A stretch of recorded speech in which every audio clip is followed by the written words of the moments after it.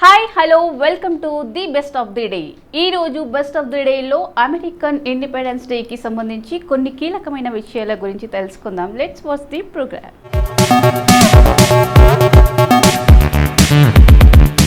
July 4న birth of American Independence Day. ఈ రోజు అగ్రరాజ్యం 247వ స్వాతంత్ర దినోత్సవం. ప్రస్తుతం ప్రపంచ రాజకీయాల్లో పెద్దన్న పాత్ర పోషిస్తున్న అమెరికా కూడా ఒకప్పుడు బానిసగానే బతికిందని మీకు తెలుసా? బ్రిటిష్ పాలన నుంచి స్వాతంత్ర దేశంగా అవతరించే క్రమంలో జరిగిన పరిణామాలు, అందుకు దారి తీసిన పరిస్థితుల గురించి కొన్ని ఆసక్తికర అంశాలు. రవి అస్తమించిన సామ్రాజ్యంగా పేర్కొందిన బ్రిటిష్ పోకడలను వ్యతిరేకిస్తూ 13 కాలనీలోని అమెరికన్లంతా ఒకటయ్యారు.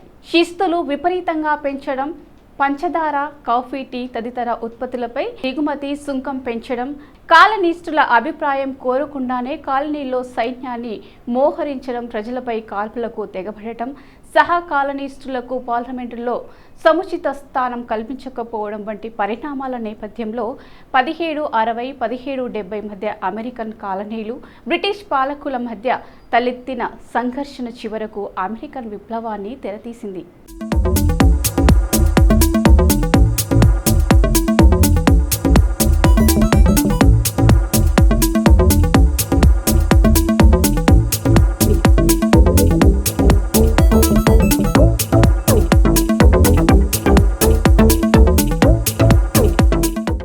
ఈ క్రమంలో గ్రేట్ బ్రిటన్ నుంచి పూర్తిగా విముక్తి పొందితేనే బానిసత్వం తొలగిపోతుందంటూ 1775 ఏప్రిల్ కాలనీస్టులు ప్రజల్లో స్వాతంత్రకాంక్ష రగిల్చారు. ఇందులో భాగంగా 1776లో రాజకీయవేత్త థామస్ ఫేమ్ కామన్ సైన్స్ పేరిట ప్రచురించిన కారపత్రాల్లో ప్రజలను చైతన్యవంతులను చేశారు.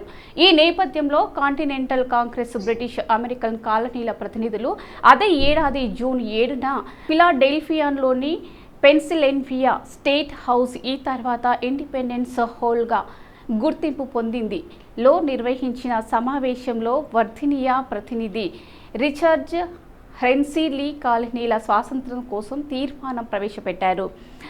వేడి చర్చల అనంతరం లీ తీర్మానంపై ఓటింగ్ వాయిదా వేసిన Continental Congress Thomas Jefferson, John Adams, Roger Sherman, Benjamin Franklin, Robert R Livingston తదితర 5 సభ్యులతో కూడిన కమిటీ నియమించింది. The 4th of July. It's pretty huge in the United States. But do you know why? It's more famously known as Independence Day and is a massive annual celebration and national holiday across all 50 states. On this date in 1776, Congress officially announced its independence from Great Britain and their ruler, King George III. The USA had been under British rule since the 1600s, when the British founded 13 colonies to make up the country: Virginia, New York, Massachusetts, Maryland, Rhode Island, Connecticut, New Hampshire, Delaware, North Carolina, South Carolina, New Jersey, Pennsylvania, and Georgia. As these colonies grew, so too did unrest. Inhabitants were not happy at the taxes they were made to pay by the Brits, or the superior treatment they were expected to show to these impostors. So they rebelled. They decided that they needed to declare their independence in writing. Led by Thomas Jefferson, who would later go on to become the 3rd U.S. president. The Declaration was written, presented, and finally accepted, actually on 2nd July 1776, but announced to the world 2 days later on the 4th of July. This most famous piece of literature is now safeguarded at the National Archives in Washington, D.C. Its most famous line reads, quote, "All men are created equally," and, quote, "are endowed by their Creator with certain unalienable rights that include life, liberty, and the pursuit of happiness." Americans are extremely proud of this document and can often be heard quoting it during their annual July 4th celebrations. The whole country comes together for huge displays of patriotic celebrations on this day. Families and friends generally honor it with outdoor gatherings, as the weather across the country is usually good around this time. Picnics, barbecues, and house parties. Great Britain పెత్తనాని కాలనీలు ఎందుకు వ్యతిరేకిస్తున్నాయో తెలుపుతూ స్వరాజ్యాకాంక్షను సమర్థిస్తూ అధికారిక ప్రకటన చేసేందుకు వీలుగా ముసాయిదా రూపొందించాలని పేర్కొంది. అనేక పరిణామాల అనంతరం జూలై 2న లీ తీర్మానానికి అనుకూలంగా ఓటు వేసిన కాంటినెంటల్ కాంగ్రెస్ బ్రిటిష్ సింహాసనాన్ని తాము వ్యతిరేకిస్తున్నట్లు స్పష్టమైన సంకేతాలు ఇచ్చింది. ఆ తర్వాత 2 రోజుల అనంతరం అంటే జూలై 4న డిక్లరేషన్ ఆఫ్ ఇండిపెండెన్స్ పేరిట స్వాతంత్రం ప్రకటించుకుంది. All men are equal created, మనుషులంతా సమానంగా సృష్టించబడ్డారు, అందరికీ సమాన హక్కులు అనే ఉద్దేశంతో అంటూ థామస్ జెఫర్సన్ ఓ ప్రకటన విడుదల చేశారు. అదేవిధంగా ఇప్పటి నుంచి మన ముందు తారలు ఓ గొప్ప పండుగను ప్రతి ఏటా జరుపుకోవాలంటూ సంబరాలు చేసుకుంటాయి. పరేడ్ల ఆటలు, గంటల మూతలు, టపాస్ల కాంతులు ఖండమంతటా విస్తరిస్తాయి అంటూ ముసాచుసెట్స్ ప్రతినిధి జాన్ ఆడమ్స్ తన భార్యకు రాసిన లేఖలో స్వాతంత్రం ఖరారైందనే శుభవార్త పంచుకున్నారు. Grandpa, why do we celebrate the 4th of July? Well, you see, July 4th, 1776 was a very special day in America. 1776? That sure was a long time ago. So, what makes that day so special? This was the first Independence Day in America. Independence? What does that mean? Independence means freedom. For many years, American colonies were ruled by British leaders. They had to do what the British rulers told them to do. They could not make up their own laws. Congress leaders wanted to change this. They wrote the Declaration of Independence, explaining why America should be free from Great Britain. On July 4, 1776, the Declaration of Independence was approved by Congress. America was finally free. Hooray! Now Americans could do whatever they wanted. Oh no, dear. America was free from British laws, but they had to make up new ones. Years later, in 1787, the Constitution was written. The framers of the Constitution had a meeting at Independence Hall in Philadelphia. Some famous framers were Benjamin Franklin and George Washington. Together, 39 framers signed and agreed on the rights that American citizens should have. Rights? What are rights? These are things that people have the freedom to do. You mean like the Bill of Rights? I remember we learned about that at school. Exactly. The Bill of Rights were amendments or small changes made to the Constitution in 1791. They were added to protect certain rights of American citizens. Like freedom of speech and religion, right? You've got it. And freedom of the press and many other rights. So Americans have all these rights because of what happened on July 4th, 1776. This was the beginning of it all.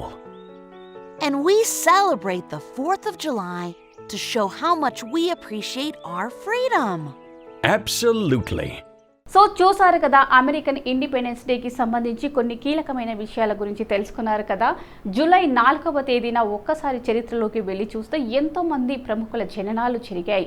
మరి ఒక్కసారి చరిత్ర పుటలోకి వెళ్ళి నేడు జన్మించిన ప్రముఖులు ఎవరో తెలుసుకుందాం రండి.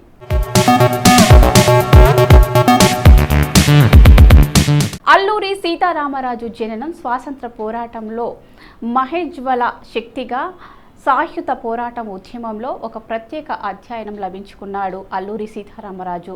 శాంతి ద్వారా కాదు, సాయుధ పోరాటం ద్వారానే స్వాతంత్రం సిద్ధిస్తుంది అని నమ్మిన మహోన్నత శక్తి అల్లూరి సీతారామరాజు 1897 జూలై 4వ తేదీన జన్మించారు. బ్రిటిష్ వాళ్ళను గడగడలాడించిన సాధన పోరాట వీరుడు అల్లూరి సీతారామరాజు. అల్లూరికి మన్యం వీరుడు అని కూడా బిరుదు ఉంది. అప్పట్లో బ్రిటిష్ వాళ్ళు దురాఘాతాలను ఎదిరించి నిలబడి ప్రజలందరినీ చైతన్యపరిచిన, తిరుగుబాటు చేసిన గొప్ప స్వాతంత్ర సమర యోధుడు అల్లూరి సీతారామరాజు. స్వాతంత్ర సంగ్రామంలో సాయుధ పోరాటం పేరుతో నిప్పు కణికల ఎగిసి స్వాతంత్రం కోసం బ్రిటిష్ వారి తూటలకు భయపడకుండా రొమ్ము విరుచుకొని నిలబడి దిశాలి అల్లూరి సీతారామరాజు. రామన్న జననం తెలంగాణ రాష్ట్రానికి చెందిన ప్రముఖ రాజకీయ నాయకుడు, ఆదిలాబాద్ శాసనసభ నియోజకవర్గ శాసనసభ్యులు, తెలంగాణ ముఖ్యమంత్రి కేసీఆర్ మంత్రివర్గంలో పర్యావరణ బీసీ సంక్షేమ శాఖ మంత్రిగా పనిచేసిన వ్యక్తి జోగు రామన్న. 1961 జూలై 4వ తేదీన జన్మించారు. 1984 తెలుగుదేశం పార్టీలో చేరిన జోగు రామన్న ఎంపీటీసీ, జెడ్పీటీసీ స్థాయి నుంచి ఏకంగా మంత్రి స్థాయికి ఎదిగారు. 2011 తర్వాత టీఆర్ఎస్ పార్టీలో చేరి 2012లో జరిగిన ఉప ఎన్నికల్లో టీఆర్ఎస్ తరపున పోటీ చేసి గెలుపొందారు. ఆ తర్వాత 2014లో జరిగిన సార్వత్రిక ఎన్నికల్లో గెలిచి కేసీఆర్ మంత్రివర్గంలో స్థానం సంపాదించారు జోగు రామన్న.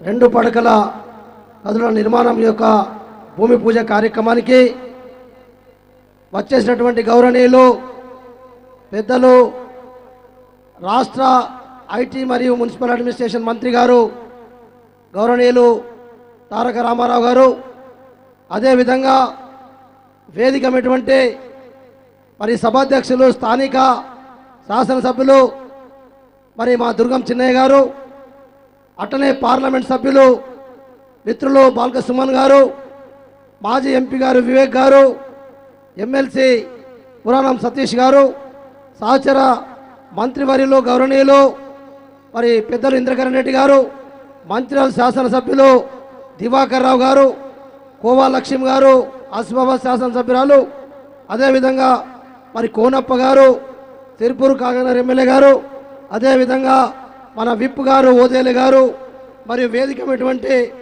మిగతా మరి వివిధ మరి హోదాల్లో పనిచేస్తున్నటువంటి గౌరవ సభ్యులందరికీ, పెద్దలందరికీ, స్థానిక సంస్థల యొక్క మరి ఈ మున్సిపల్ చైర్పర్సన్ గారు, మరి జడ్పీటీసీలు, ఎంపీపీలు, గౌరవ సర్పంచులు, గౌరవ కౌన్సిలర్స్, గౌరవ మిగతా ఎంపీటీసీలు, టీఆర్ఎస్ పార్టీ శ్రేణులకు, మరి ఈరోజు మరి ఈ కార్యక్రమానికి వచ్చేసినటువంటి మా అక్కా చెల్లెళ్ళు, అన్నదమ్ములు, పత్రికా విలేకరులు, ఎలక్ట్రానిక్ మీడియా అందరికి కూడా పేరు పేరున నమస్సులు తెలియజేస్తా ఉన్నాను. ఈరోజు చాలా సంతోషం. మరి అయితే 3 సంవత్సరాలు తెలంగాణ రాష్ట్రం వచ్చిన తర్వాత మన ముఖ్యమంత్రి కేసీఆర్ గారి నాయకత్వంలో మొన్న జూన్ 2వ తారీఖు మనం సరిగ్గా 3 సంవత్సరాలు ముగిసింది. 4వ సంవత్సరం అడుగు పెట్టుకున్నాం.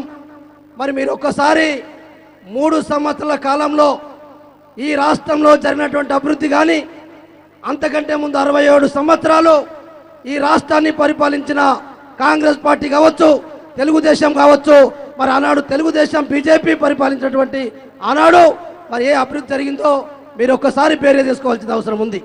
ఎందుకంటే చాలా ఎన్నికలు వస్తూ ఉంటాయి. సో చూసారు కదా, జూలై 4వ తేదీన చరిత్ర నేడు జన్మించిన ప్రముఖుల గురించి తెలుసుకున్నారు కదా. జూలై 4న చరిత్రలో నేటి గొప్ప విషయాలు ఏంటో ఒక్కసారి తెలుసుకుందాం.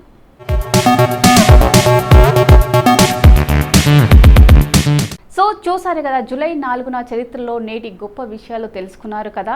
మరి ఇదే రోజు పుట్టినరోజు జరుపుకుంటున్న ఏమేం కీరవాణికి పుట్టినరోజు శుభాకాంక్షలు తెలియజేస్తూ మరి కీరవాణి అలపించిన కొన్ని హిట్ మూవీస్ తాలూకు విశేషాలు తెలుసుకుందాం.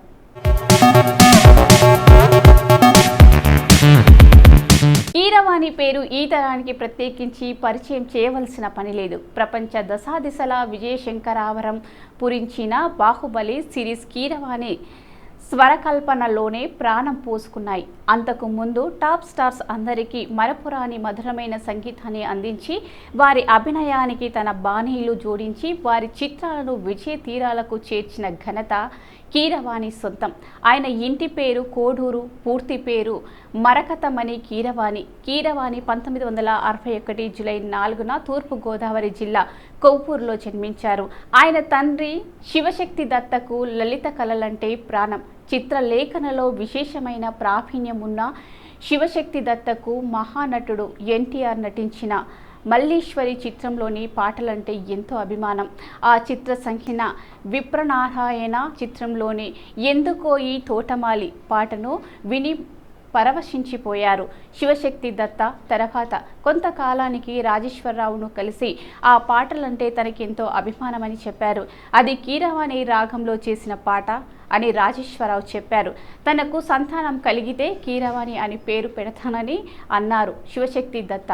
అది విని రాజేశ్వరరావు నవ్వి, అమ్మాయి అయితే కీరవాణి పేరు బాగుంటుంది, మరి అబ్బాయి పుడితే నో అని సందేహం వెలుబుచ్చారు. ఎవరు పుట్టినా సరే కీరవాణి అనే పేరు పెడతానని శివశక్తి దత్త చెప్పారు. చెప్పడమే కాదు, తన తొలి సంతానం జన్మించిన అబ్బాయికి కీరవాణి అని పేరు పెట్టారు. ఆ కీరవాణియే నేడు చలనచిత్ర సంగీత ప్రపంచంలో తనదైన బాలి పరీక్షిస్తూ జైత్రయాత్ర చేస్తున్నారు.